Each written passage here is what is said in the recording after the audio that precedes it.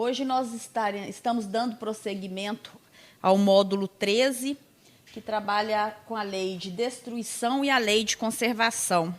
Na semana passada nós falamos sobre a lei de destruição, a necessidade da destruição e a espiritualidade nos orientando a respeito disso, mas também, ao mesmo tempo, nos alertando para a destruição abusiva. Existe uma destruição necessária, que, segundo Allan Kardec, é aquela destruição que promove a transformação. São as quebras de ciclos, não é assim? Que temos que destruir algumas mazelas que ainda estão em nós e que caminham conosco. Mas existe aquela destruição que é o excesso, que é causada pelo abuso, pelo egoísmo, pela vaidade, pelo orgulho, que muitas vezes e que sempre vai trazer muito mais dificuldade ainda para aqueles que as promovem. E hoje, dando sequência, nós falaremos aqui sobre os flagelos destruidores. Nosso tema está bom, hein? Então nós temos que ficar bastante atentos aí. Quem quiser fazer leituras posteriores, essa apostila ela fica disponível nos sites aí da FEB e vocês podem baixá-la quando quiser, podem ler para leitura ou até para impressão. Então temos aí esse material que é disponibilizado para os estudos. Nosso estudo desta noite ele começa com uma leitura de Mateus, no capítulo 24, versículos 6 e 8. A vez de ouvir sobre guerras e rumores de guerra. Cuidado para não vos alarmardes. É preciso que aconteçam, mas ainda não é o fim, pois se levantará nação contra nação e reino contra reino. E haverá fome e terremotos em todos os lugares. Tudo isso será o princípio das dores. E o nosso estudo começa com uma fala do nosso codificador que diz que os flagelos eles fazem parte do processo provacional e expiatório do nosso planeta, alcançando indistintamente grandes e pequenos, ricos e pobres. E aí a gente vai lembrar, né, que nós temos que nos lembrar sempre, o tempo todo, que somos espíritos ainda encarnados no mundo de prova e expiação. As provas e as expiações são necessários para o nosso crescimento, para a nossa melhoria.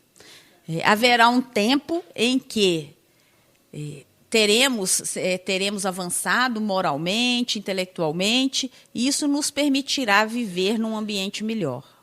Mas até lá, nós ainda passamos por algumas dificuldades. E no mundo de prova e expiação, os flagelos, né, eles são muito mais recorrentes. E é interessante porque a gente vai falar aqui muito das questões naturais, das destruições naturais, dos flagelos naturais, que geram aí destruições de grandes proporções. Mas o convite que a gente faz é que a gente comece a pensar na nossa intimidade, porque da mesma forma como eu posso ampliar aí um estudo para pensar em termos globais, eu também posso pensar na minha intimidade, na minha individualidade. Não se esquecendo nunca que somos espíritos que caminham individualmente, evoluímos individualmente, todavia necessitamos da coletividade. Isso é uma lei de Deus.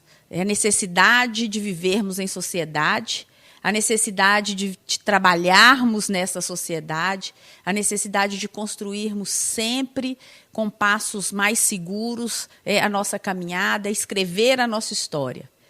Mas nesse percurso aí, a gente depara com alguns revés que alguns aí podem entender como catástrofes, como castigos. É muito comum a gente ouvir isso, os castigos de Deus contra a humanidade, não é assim? E a nossa proposta, e a proposta da doutrina espírita, é pensarmos um pouco além disso. E nós já estamos falando sobre a destruição, falamos na semana passada sobre a destruição como uma oportunidade de transformação. Nada se transforma se antes disso não fizermos aí uma limpeza. E quando a gente pensa em regeneração, os espíritas aí sabem o que eu estou falando, trata-se dessa promessa, dessa certeza de que estamos nos transportando de um mundo de prova e expiação para um mundo de regeneração. Contudo, a gente precisa tomar muito cuidado, porque a regeneração ela não é um passe de mágica. A regeneração ela se dá a partir de trabalho. A evolução se dá a partir de trabalho. Estudo, trabalho, caridade, não é assim? E a regeneração ela virá, mas para que ela venha, é preciso que a gente destrua em nós todas aquelas dificuldades que ainda insistimos em manter ou que às vezes não temos força suficiente para destruir. Todos os nossos sentimentos inferiores, todas as nossas viciações que acabam nos prejudicando na caminhada. E dentro dessa proposta é que poderemos pensar num mundo de regeneração. Então, a destruição que trabalhamos na semana passada, ela tem muito esse apelo, a destruição para transformar. Transformamos quando destruímos. A destruição é como necessidade, como lei de Deus. Também como lei de Deus. E o nosso codificador ele ressalta os abusos, né? O cuidado com os excessos e com os abusos aí. E aí a gente trouxe Mateus para pensarmos um pouquinho a respeito, e também Livro dos Espíritos. O Livro dos Espíritos, lá na parte que estuda a lei de destruição, na questão 737, os espíritos orientadores nos esclarecem que Deus permite ser a humanidade atingida por flagelos para fazê-la progredir mais depressa. A crise, e quando a gente fala em crise, quanta pertinência, hein, nesse momento atual. E aí a gente pensa na crise econômica, mas a gente pensa também nas crises espirituais, nas crises emocionais, as crises existenciais. Quantos aí em crise? Quantos em grande dúvida, vivenciando experiências antes não vividas, né? Dúvidas, incertezas, desesperanças. Isso é natural, são sentimentos naturais quando estamos diante de momentos de decisão, de momentos de transformação.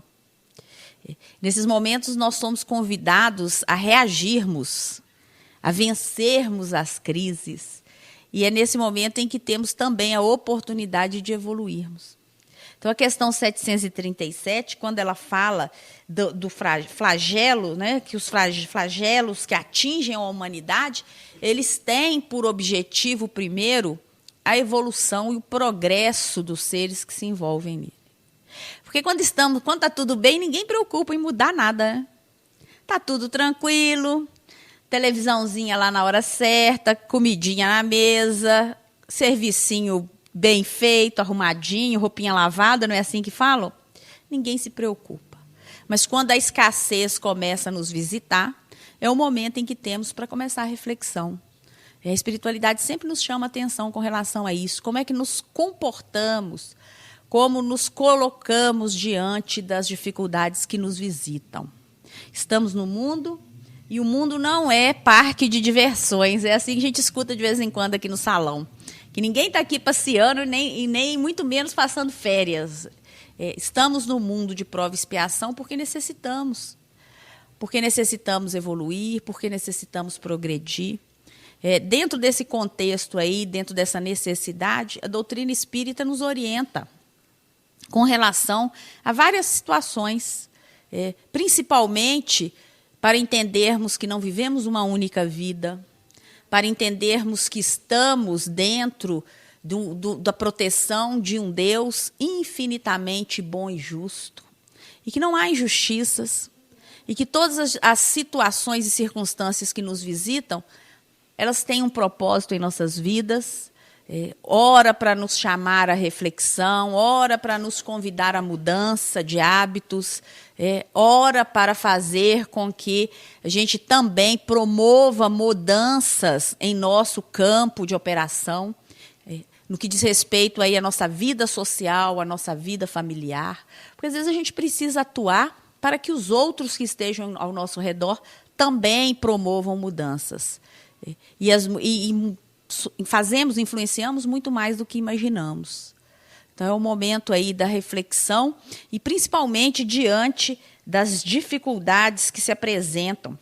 A gente precisa pensar nesse flagelo aí, nessa dificuldade, como uma oportunidade. Se a gente inverter o foco, é o olhar.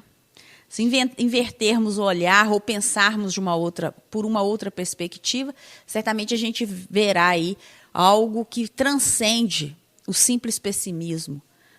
Por que Deus me visitou com uma prova tão dolorosa? Por que é só comigo? Por que não foi para a casa do vizinho? O vizinho está mais forte para aguentar a prova. A gente precisa começar a pensar que se Deus nos trouxe essa dificuldade, não foi Deus que nos trouxe. A doutrina espírita nos convida à reflexão raciocinada, não é assim? Fui eu que em algum momento de minha vida, em algum planejamento, nesta ou em outras vidas, de alguma forma propiciei que esse quadro, que essa circunstância fizesse parte desse momento da minha vida. E o grande amadurecimento é pensarmos em como vamos atravessar as crises, como que os flagelos vão passar por nós e como que nós estaremos posteriormente a eles. Então, lá nessa questão 737, a gente tem aí essa ideia do flagelo como uma oportunidade de progresso mais rápido.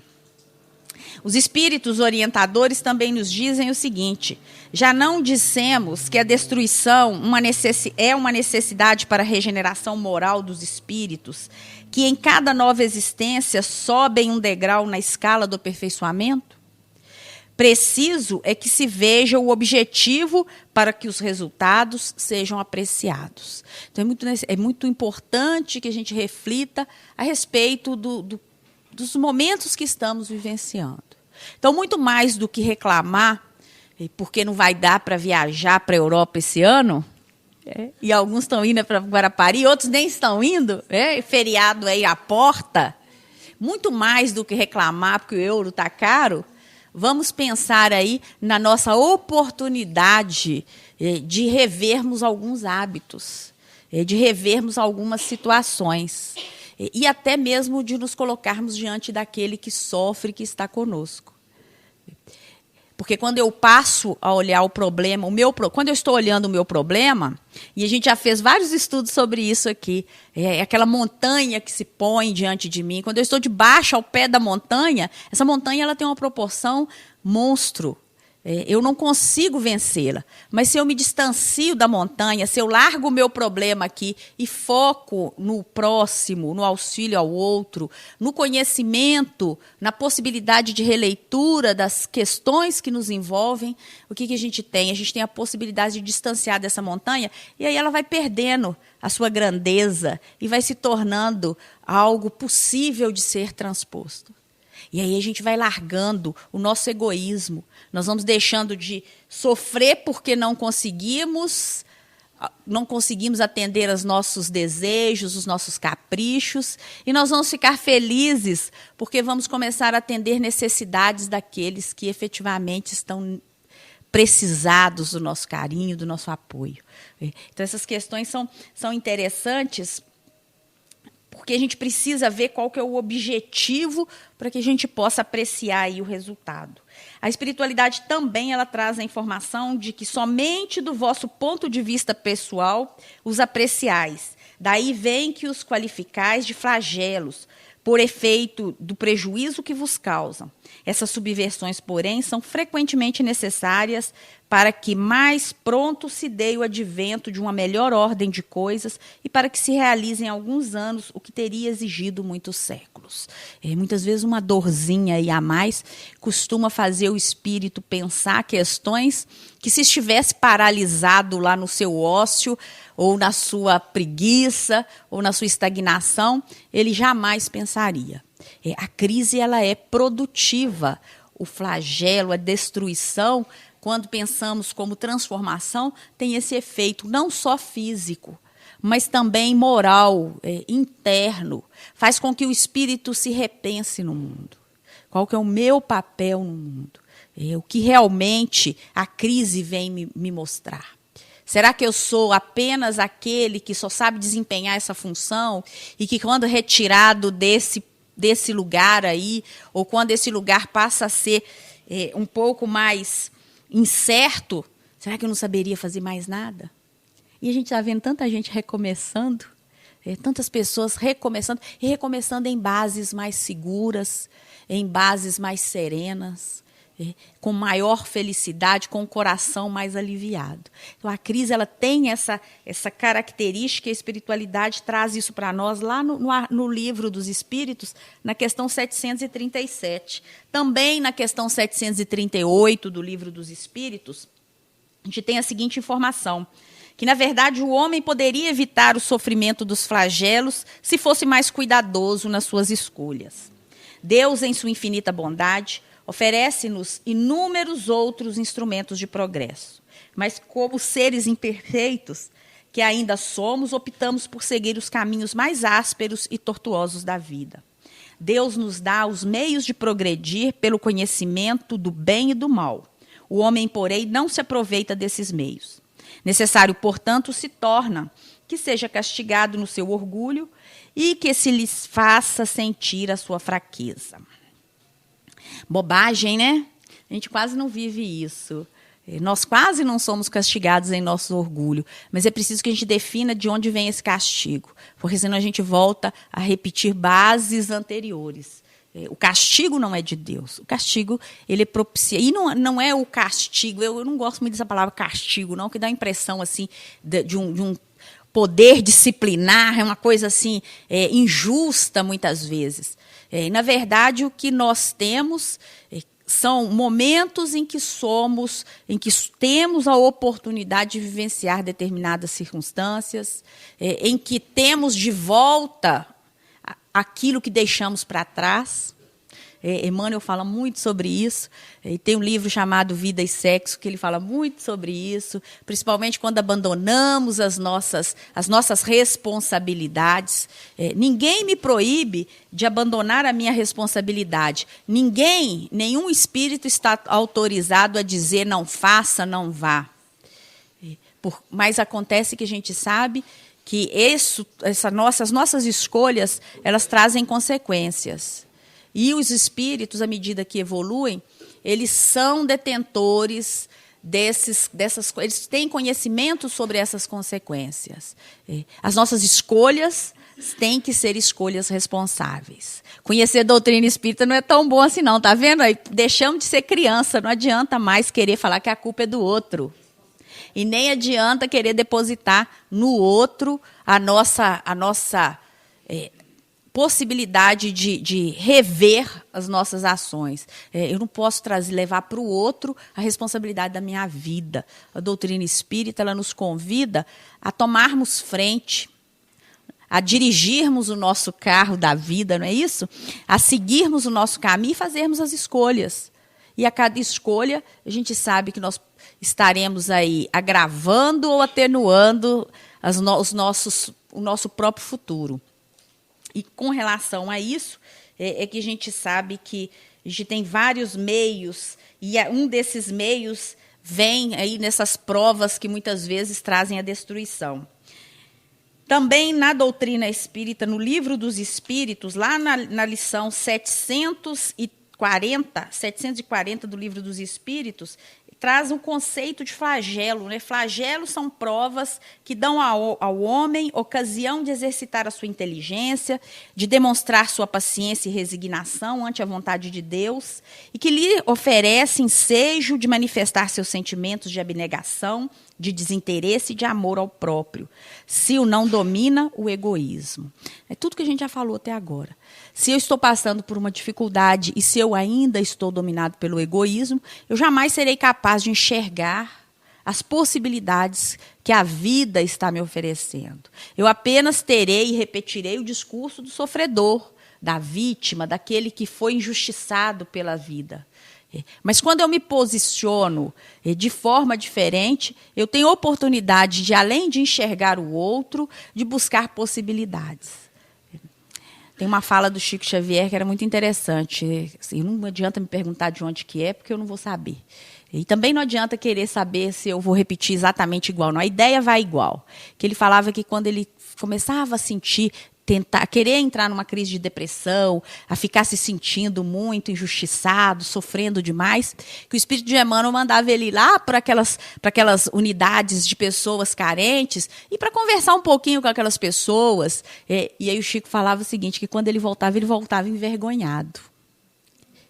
Porque o egoísmo faz com que o meu problema seja mais importante que o seu, que a minha dor seja maior do que a sua. E aí, se eu estiver numa fila com 10 pessoas em sofrimento, se eu chego depois, eu sou o 11º, eu quero passar na frente.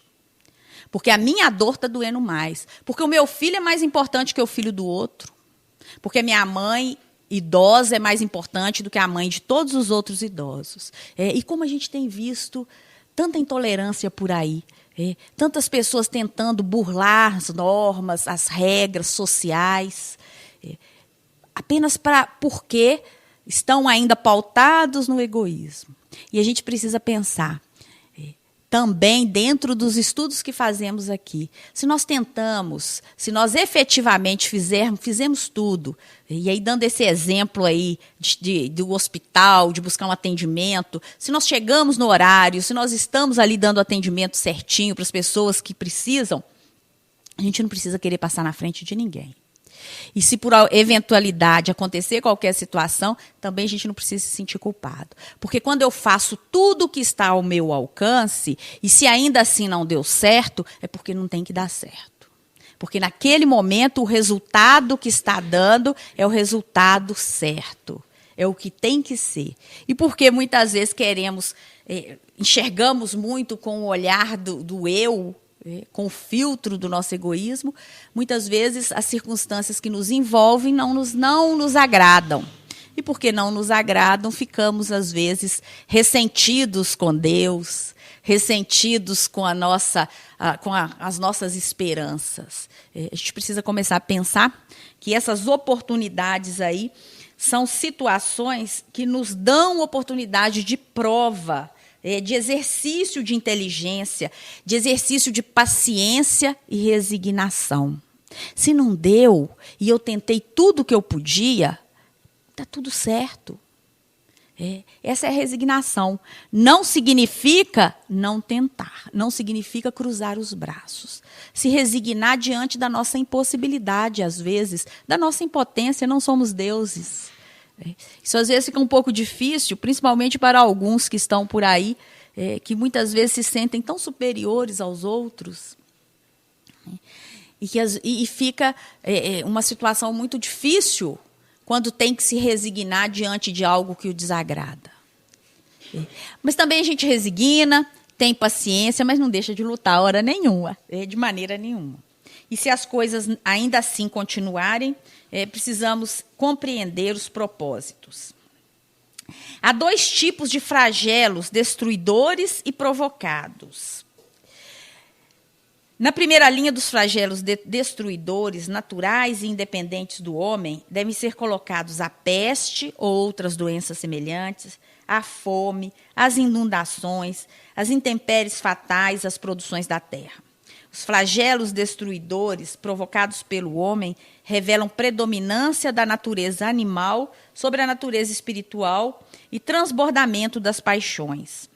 No estado de barbárie, os povos um só direito conhece, o do mais forte. Por isso é que tais povos, para tais povos, o estado de guerra é um estado normal.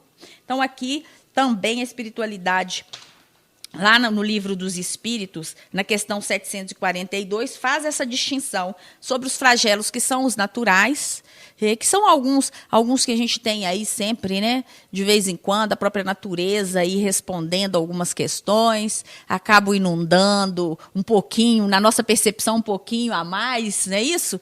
Trazendo alguma destruição. E a espiritualidade, olha, esses flagelos, eles são flagelos naturais, mas existem aqueles que são provocados pelo homem.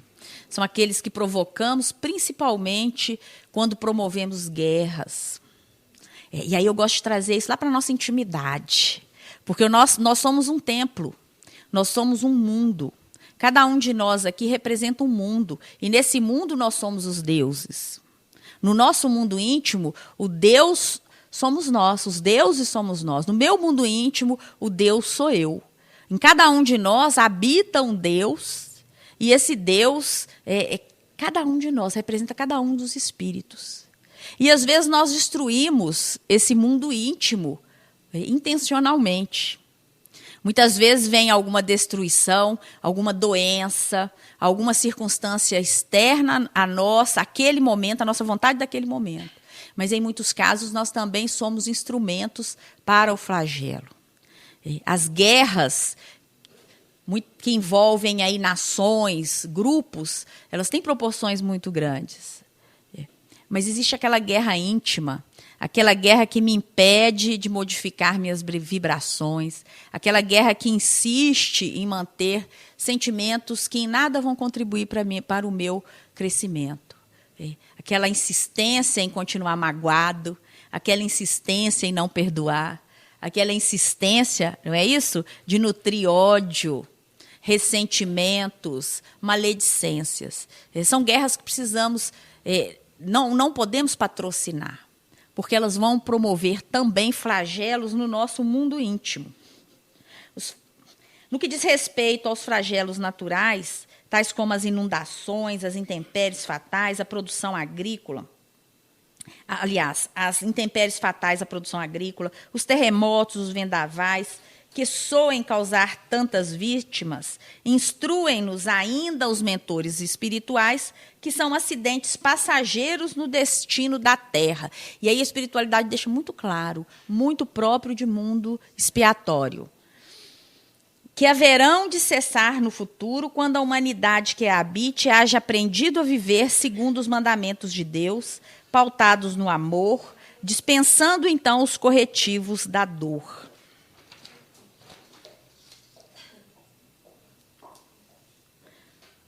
Enquanto isso não ocorre, enquanto não aprendemos pelo amor, enquanto ainda insistimos em nos posicionarmos de modo equivocado, enquanto ainda insistimos em agir contra as leis de Deus, invertendo aí algumas possibilidades, nossas consequências, elas continuam aí sendo muito dolorosas, muito difíceis. E o espírito materializado no mundo expiatório é um espírito que tem uma densidade carnal muito grande.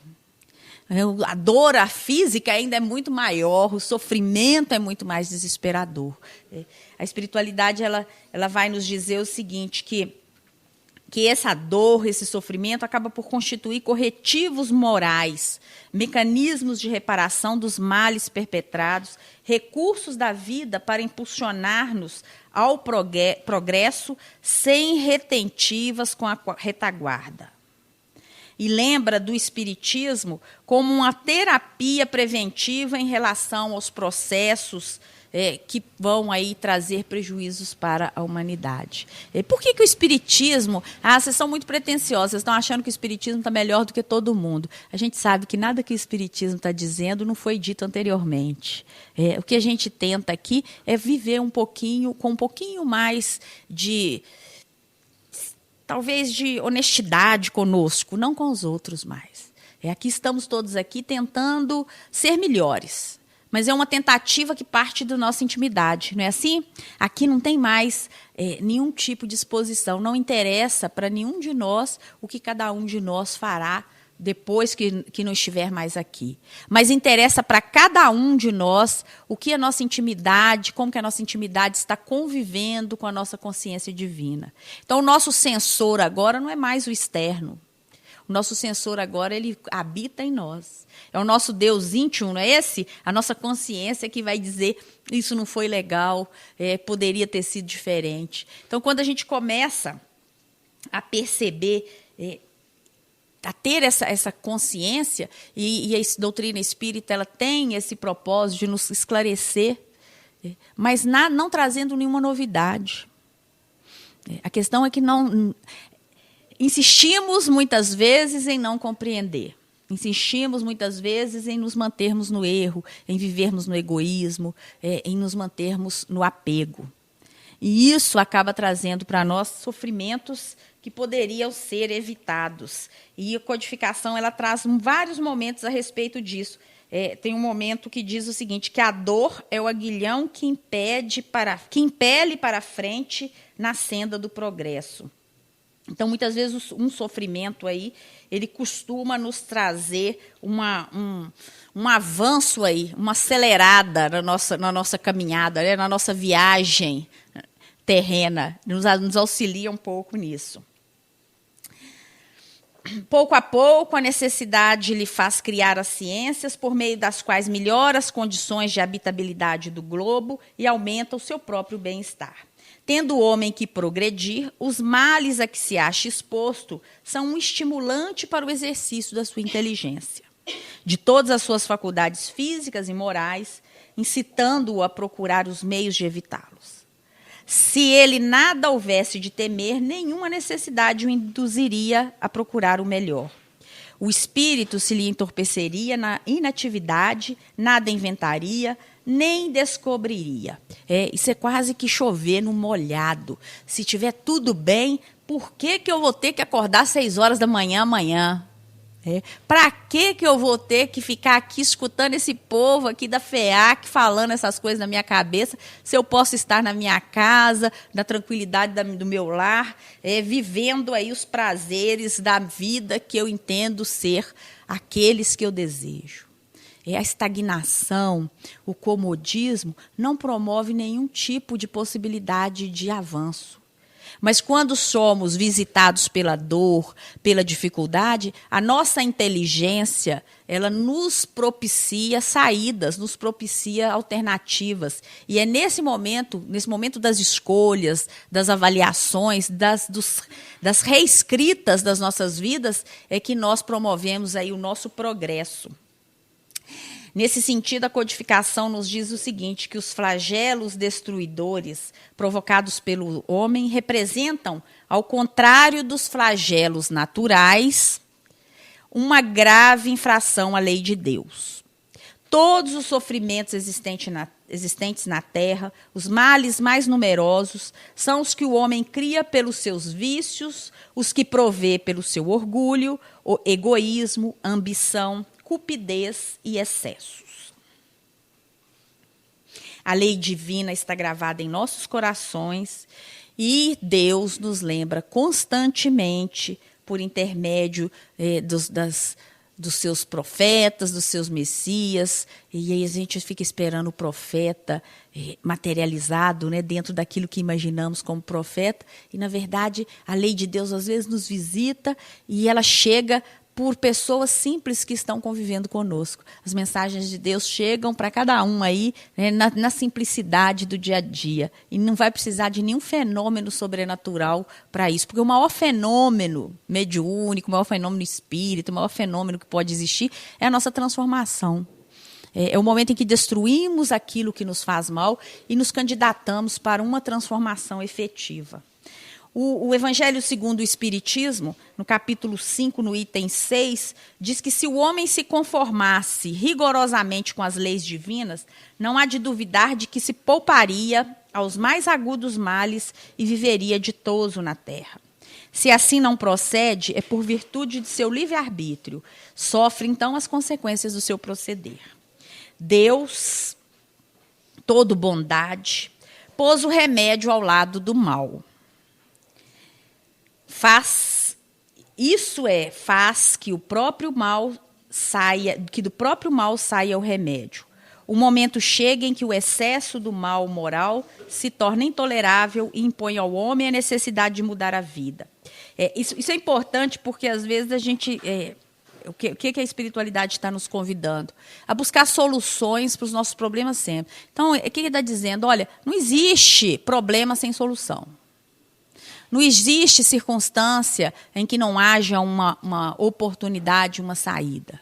Porque a cada vez que chega uma doença nova para nós, a cura dessa doença já existe entre nós. Nós sabemos que o fluido cósmico universal, que envolve todos os seres, todos os elementos estão ali. Então, a cada dificuldade que existe uma solução. Talvez não seja a solução que eu queira. Talvez a solução seja diferente, talvez eu quisesse uma e a solução que se apresenta naquele melhor momento ali, que melhor se adequa à minha circunstância, é outra. Mas nós precisamos começar a avaliar também aquilo que nos é oportunizado, até para que a gente não fique muito fora aí das nossas circunstâncias. Gente, eu preciso dar um recadinho, tem um carro parado lá na esquina e o ônibus vai fazer a curva lá, tá perigoso de bater nele. Vou pedir para tirar. Obrigada. Nada. Então, esses sofrimentos dolorosos que assumem a feição de flagelos destruidores, eles fazem parte da nossa programação reencarnatória. Lembrando sempre que Deus, na sua infinita bondade, na sua infinita justiça, Ele não nos castiga. Somos nós que nos candidatamos aí para as nossas provas. De todos os flagelos destruidores provocados pela nossa incúria e imprevidência, a guerra traduz possivelmente como sendo o mais doloroso. À medida que o homem progride, menos frequente se torna a guerra, porque ele lhe evita as causas, fazendo-a com humanidade quando se sente necessário. De toda dificuldade coletiva, a guerra é a maior delas. À medida que a gente vai evoluindo, à medida que vamos progredindo, à medida que vamos nos reconhecendo como irmãos, e à medida que vamos adotando essa fraternidade universal, o que a gente tem? A gente tem também a diminuição das disputas. Porque se eu não tenho nada a dividir e se eu quero compartilhar, se eu não enxergo no outro um adversário, mas um irmão, a minha possibilidade de atrito com ele é muito menor. Ela inexiste. E é isso que a espiritualidade está nos dizendo. Olha, à medida que formos evoluindo, à medida em que formos alcançando novos campos, à medida a nossa mala de evolução, lembra a turminha aí que está acostumado, né? À medida em que vamos trocando os nossos vícios por virtudes, que vamos reavaliando os nossos posicionamentos, nós vamos também nos tornando mais dóceis, nós vamos propiciando aí o fim de tanta dor, de tanto flagelo. Então, vejam que até os fenômenos físicos, eles também estão relacionados à nossa evolução moral. À medida em que o planeta evolui moralmente, que os espíritos que nele habitam, com certeza a frequência vibratória de todos nós vai modificar. E as coisas passarão a ser menos difíceis aí do nosso ponto de vista. Então, as guerras também, ainda segundo Allan Kardec, as guerras elas estão no atraso dos indivíduos e das sociedades. E aí ele fala das paixões desordenadas que tomam o caráter de violência e a impetuosidade, os conflitos sanguíneos que estão aí, são tão reportados nas nossas páginas da nossa história. E que, à medida que os homens compreenderem a justiça e praticarem a lei de Deus, as guerras também serão cessadas. Por quê? Porque, a partir daí, nos compreenderemos como irmãos. Então, a guerra somente vai desaparecer quando o Evangelho de Jesus iluminar o coração humano, fazendo que os habitantes da terra se amem como irmãos. E aí a gente não pode deixar de perceber o tom de esperança. Nós podemos nos livrar das nossas dificuldades, mas primeiro nós precisamos, para melhorar o que está externo, é preciso que a gente melhore o que habita dentro de nós. É preciso que eu entrone esse Deus que habita em mim, que eu efetivamente me reconheça como filho de Deus, porque quando eu faço isso, eu irradio positividade e acabo influenciando os demais. Então, hoje a gente vai encerrar aqui a nossa participação, lembrando que na semana que vem a gente fala mais um pouquinho, o tomo 3, aí, o roteiro 3, da Lei de Destruição e de Conservação. Vamos pensar um pouquinho, vamos colocar nos nossos corações um pouco sobre o que foi dito, um pouco do que Allan Kardec trouxe para nós, que a doutrina espírita tenta trazer para nós aí de uma forma bem suave. Que a gente possa compreender todas as dificuldades que estão nos visitando, não com revolta, não com amargura, mas vamos começar a ter paciência para esperar que a solução chegue. E se a solução não chegar da forma como gostaríamos que chegasse, que a gente tenha resignação para aceitar também aquela circunstância como algo necessário para a nossa evolução. E que Jesus, acima de qualquer coisa, também esteja nos protegendo, nos auxiliando e nos fortalecendo, porque precisa ter muita força, não é, Meire? Mas Ele sempre vai nos prover com isso. Boa noite a todos e um bom resto de semana, um ótimo feriado e até quarta-feira.